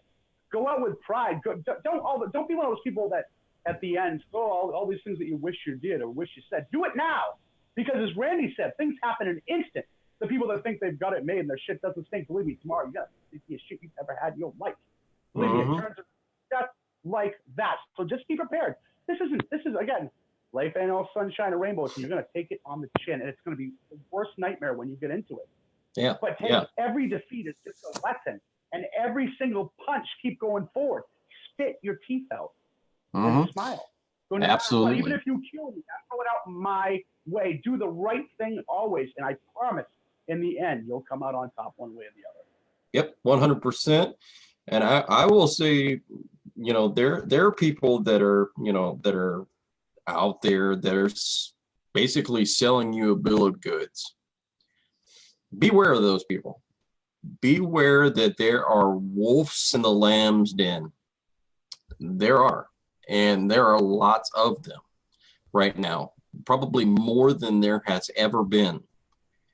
But karma, like Bud talks about, karma coming back to get you. We know something about somebody who's got about 60 days left to serve, coming very, very soon. So that does come back to bite you in the end. And we talk about this all the time, is how the evolution of things, people get out what they put into it. If you put in a solid day's work, you will get a solid day's pay out of it. If you put your heart and your mind and your soul into your case, you're going to get the rewards out of your case that you want to get. If you sit on the couch and you believe in the golden ticket, it ain't going to work very well for you. It just isn't. Jay, if I can real quick too, when I say you'll come out on top, that doesn't mean always getting what you want or that sort of victory. But when you put everything on the line, again, put it all. I'll go Rocky. At the end of Rocky Balboa 2006, he doesn't win that fight in the ring. But before they even announce the winner, Rocky is walking out of the ring. People are kind of disgusted, even Mason Dixon, the champion. What the heck? Because it's not about that. It's about putting it all out there and doing what's right. So in the end, if your kicker punches out, man, before you finish that, whatever you have in your head that you want to do, at least you went out your way. Put it all on the line. Don't lay on the couch. Keep swinging until you can't swing anymore. Keep going. Live your life. Again, we talk about this is your book. Don't sit there and let someone else fucking write your chapters. Don't do that. That's ridiculous. Write your own. Because again, everybody, we've said it before, this is your movie. Everybody's in it. This is Randy's movie. I'm just a character. And I go with what, again, in Randy's world, I'm a character. Jay's a character. It's all, when you view things in a certain way, and you're not, we talked about this, it goes back to not being a victim. The second you think, oh my God, nothing has happened to me in this life. Nothing has happened to me. It's things I've experienced that shape me, make me or break me, one way or the other. How you gonna think it? If you got beaten your whole life, because a lot of us had, if you've been spit on in your life, I got spit on in my life. Or did you wipe it off and spit back? Don't be a victim. Right. You're not a victim to anyone. Nobody is. Things that happen to certain people, they're horrible when they have no control of it. Absolutely. But as adults, and there's that meme out there too, you were not responsible for what happened to you as a kid, but you damn sure are now as an adult. You're not a child anymore. You're not a victim to anything. Things you experienced, and they either made you tougher or made you weak. But we see people all the time, Jay. We had Cherish, amazing musical talent, on about a month or so ago. Mm-hmm. And this girl, you go back and watch that show, you want to talk about hell. And Randy touched on it. Everybody out there has been through things. This girl is someone you can look and say, wow, there's people out there. When you can open your eyes and see the good in everybody. Because there's some good in, well, not in everybody, but there's some good in most people. I'd say the good majority, I like to believe. Yeah. So when you can actually see that, you hone in on that, focus on that, Jay. Yeah, and I will say this, a lot of people don't know that Cherish came on, and because she came on with us and she came on the show and she talked about the things that we did and talked about this, she was threatened and told that we needed to take down the video. And she was threatened, and she said, no, I want this video. I want this career for myself. And absolutely, she stood her ground. And I'm nothing but 100% proud of her. This is, again, I'm digressing a little bit and going off a little bit. I'll just say this about, this is someone, and when we had her on too, Jay will agree with me. I don't have to ask him. This girl is going places. Mm-hmm. See someone like that who's, again, not that's what's happened to her, what she's experienced. Most people don't turn shit into gold because they're too afraid to. Most people can. They just fear taking that step out. They fear polishing that turd that they were given. But I can assure you, there's certain people out there, and she's one of them, that you go, too strong. Yeah, and it gets me on, actually, it's funny that because it gets me on this story. I'm not sure if anybody has ever heard of Bart Millard. Bart Millard is the lead singer for a group called Mercy Me. It's a Christian group, Christian band. For years and years and years and years that this kid was growing up, Bart was growing up in Texas, he was literally beat by his dad every single day. Beat. Black and blue. His dad was the most horrible person that he possibly could be to him. And one day Bart decides that, yes, he's kind of had enough, but he's sitting there and he is going to have dinner or something with his dad, or no, I'm sorry. He was going to go to church to sing because they asked him to sing, because surprisingly, someone found out about his talents, that he was a fantastic singer, and he never knew that he was a fantastic singer. Okay, so he's having breakfast with his dad, and he says, hey, look, I'm going to go to church, blah, blah, blah. I'll be on this AM radio station, blah, blah, blah. And his dad gets mad at him because his dad has always wanted him to be a football player. It was all about being a football player. Okay, so his dad, of course, not being able to contain his anger, takes the dish and smacks him over the head with it, cracks his head wide open. So he goes to church and he sings anyways, does an amazing job. It's on the AM radio station, follows his dream, leaves home, goes, joins this band, becomes a Christian singer, meets Amy Grant, meets Michael W. Smith, meets all these great musicians, and Amy Grant, he was going to write this song several years later. In the meantime, he comes back home, finds out that his dad had prostate cancer, gave his life to the Lord, became a completely changed person. Why?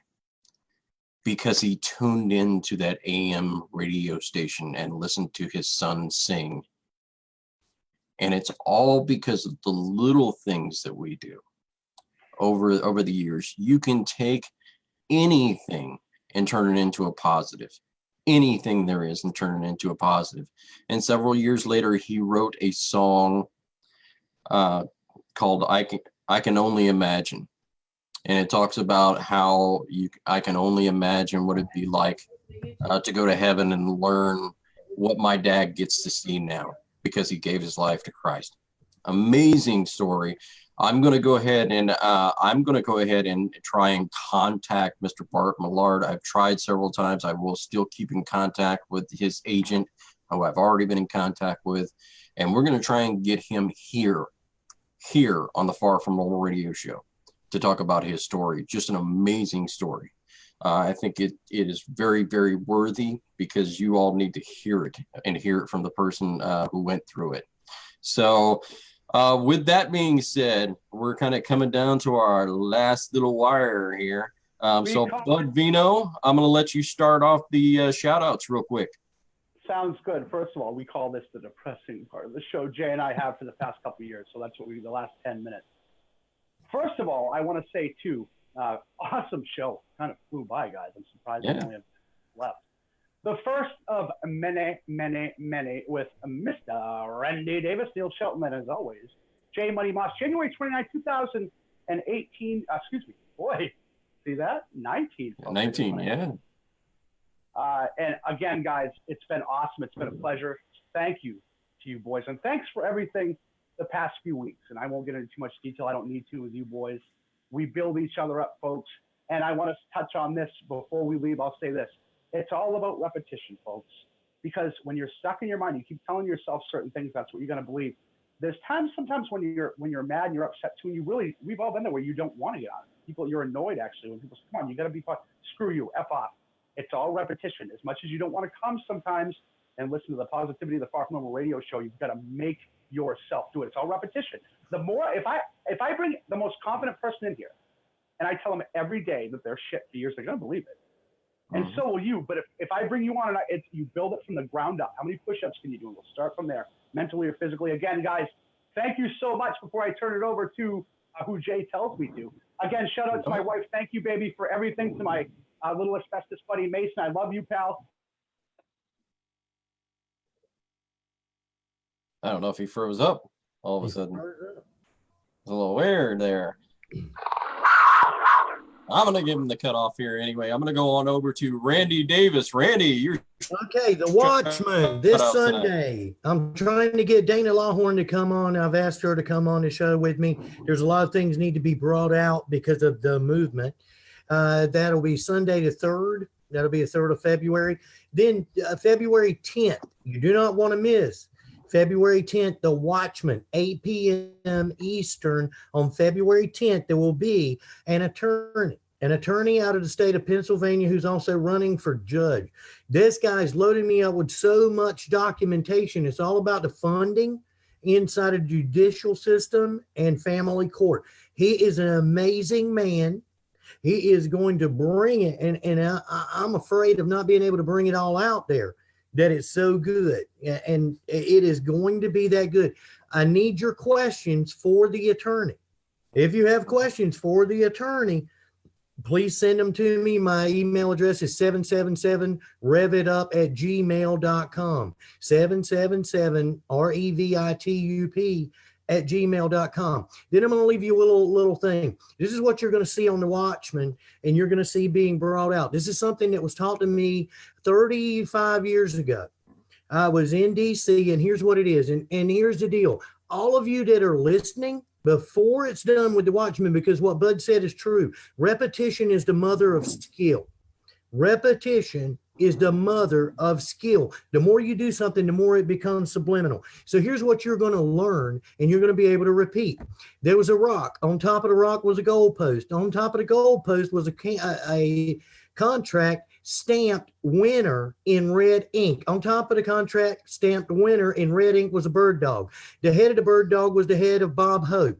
On the end of Bob Hope's long pointy nose was a soldier standing at attention. The soldier standing at attention on the end of Bob Hope's long pointy nose was wearing a convict's outfit. In the left hand of the soldier was an interest-bearing note. Over the right shoulder of the soldier was a streetcar named Desire going up and down the railroad tracks. Inside the streetcar named Desire was a clown opening and closing the door.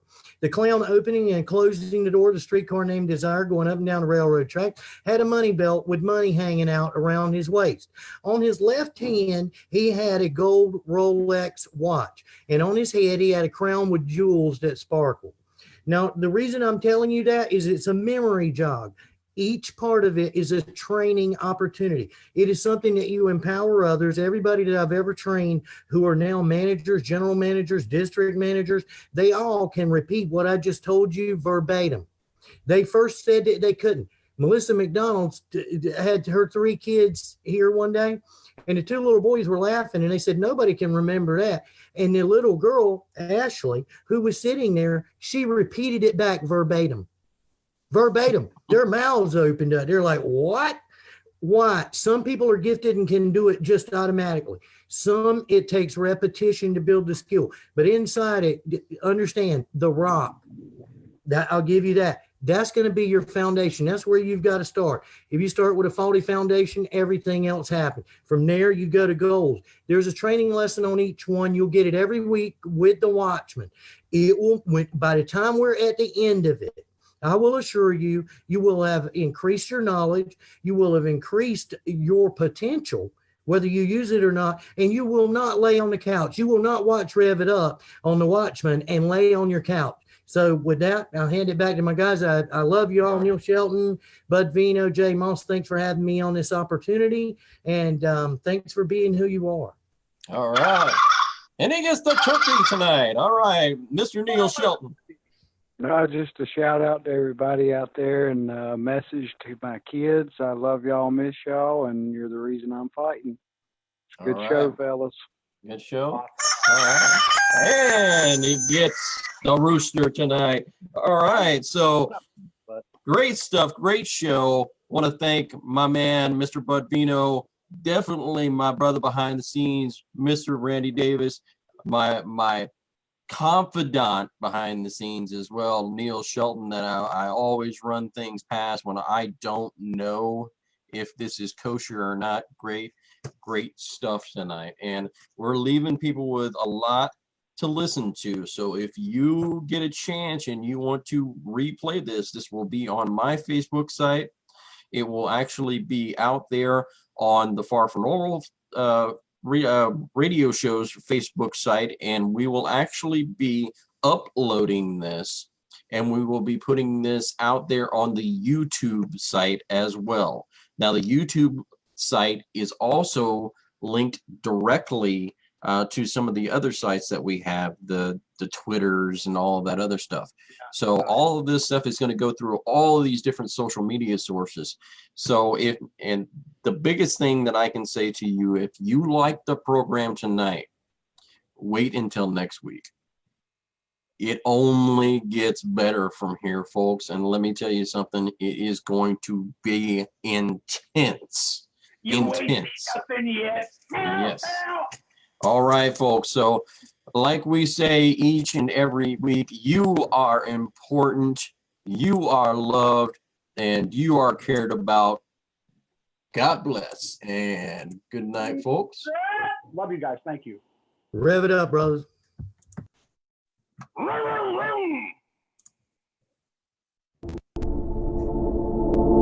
Can you hear?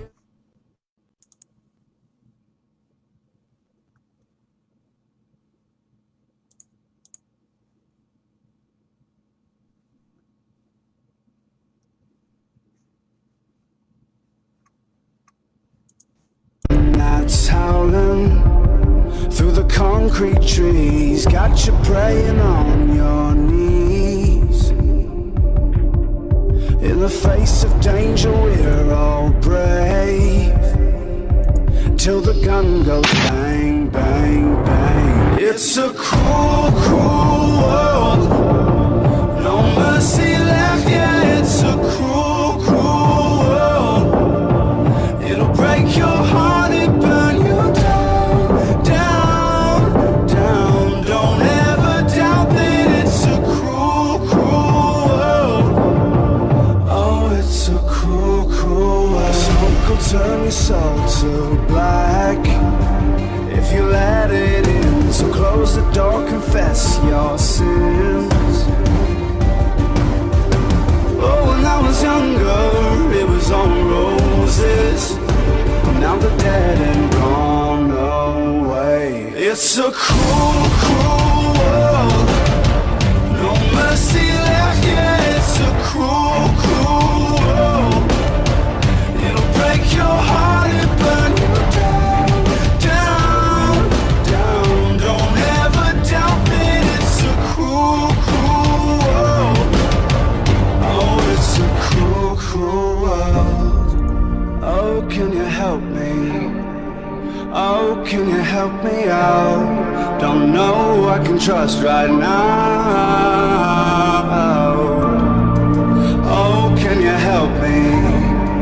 Oh, can you help me out? Oh, it's a cruel, cruel world. It's a cruel, cruel